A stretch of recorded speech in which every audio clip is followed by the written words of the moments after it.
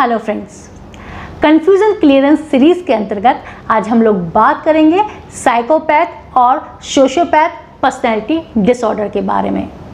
दोस्तों, बहुत सारे लोग इनको एक ही अर्थ में प्रयोग करते हैं, लेकिन दोस्तों ये बात सही है कि इन दोनों में बहुत ज़्यादा समानताएं होती हैं, लेकिन फिर भी ये जो दोनों पर्सनैलिटी डिसऑर्डर हैं ये अलग अलग हैं, क्योंकि उनमें एक ऐसी विभिन्नता पाई जाती है जो कि दोनों को अलग करती है।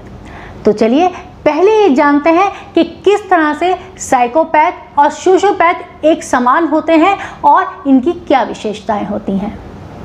दोस्तों, साइकोपैथ और सोशियोपैथ दोनों ही एंटी सोशल पर्सनैलिटी डिसऑर्डर हैं। जी हाँ दोस्तों, जैसा कि नाम से ही पता चल रहा है कि इस तरह के जो मनोरोगी होते हैं वो किसी भी कानून को, किसी भी सामाजिक मर्यादा को तोड़ने में जरा से भी हिचकिचाते नहीं हैं। वो कोई भी रूल को तोड़ते हैं तो उन्हें जरा सा भी डर नहीं लगता, और रूल को ब्रेक करने के बाद यानी कि क्राइम करने के बाद भी उनको उसका कोई पश्चाताप नहीं होता। दोस्तों, ये लोग बहुत ही ज़्यादा शातिर होते हैं और आपके और हमारे बीच में ही रहते हैं, यानी कि हमारे समाज में ही रहते हैं। ये बहुत हैंडसम या चार्मिंग हो सकते हैं और इंटेलिजेंट तो होते ही हैं। इन लोगों की सबसे बड़ी विशेषता ये होती है कि इन्हें किसी तरह की भी गिल्ट, किसी तरह की भी शेम महसूस नहीं होती, और एम्पैथी वाली जो फीलिंग होती है यानी कि दूसरे के इमोशंस को और फीलिंग्स को समझना, वो तो बिल्कुल ही नदारत होती है। यानी कि उससे इनको कोई मतलब नहीं होता कि दूसरा किसी चीज़ को किस तरह से महसूस कर रहा है। तो एम्पैथी लेस होते हैं ये लोग। दोस्तों, ऐसे लोग बहुत बड़े क्रिमिनल्स होते हैं, या तो ये साइकोपैथ सीरियल किलर्स होते हैं, या फिर पैसे लेकर दूसरों का मर्डर भी करते हैं। आपने अभी रिसेंटली एक मूवी आई थी रानी मुखर्जी की, मर्दानी 2। उसमें आप साइकोपैथ जो किलर होते हैं, सीरियल किलर होते हैं, उस मूवी में उसी को पूरी तरह से पोर्ट्रेट किया गया है, तो आप उस मूवी को देख सकते हैं।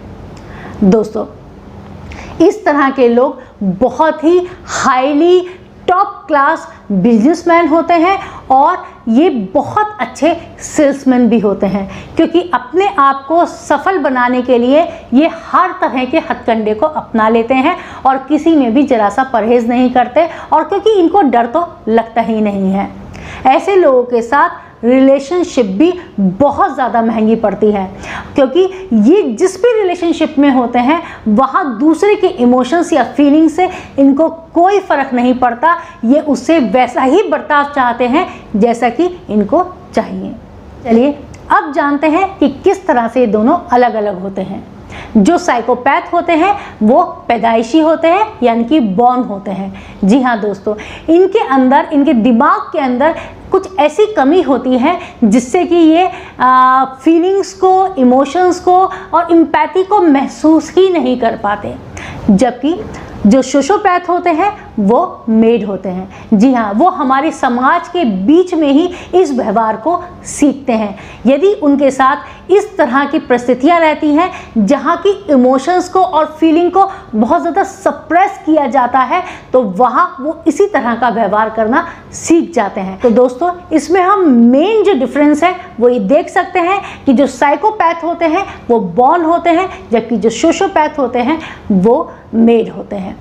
दोस्तों, इन लोगों से बचने का सबसे अच्छा तरीका है, यदि इन्हें आपने पहचान लिया है तो इनसे अपने आप को दूर रखें, क्योंकि ये लोग जनरली ट्रीटमेंट के लिए नहीं लाए जाते। जब किसी क्राइम को करते हुए पकड़े जाते हैं तब सीधा ये जेल ही जाते हैं। मेंटल हेल्थ की अवेयरनेस हम सभी के लिए बहुत ज़्यादा ज़रूरी है। तो दोस्तों, इसे अपने फैमिली मेम्बर्स के साथ और फ्रेंड्स के साथ ज़रूर शेयर कीजिए, ताकि वो लोग भी इस तरह के लोगों से बच सके और अपनी मेंटल हेल्थ को ठीक रख सकें। Thank you.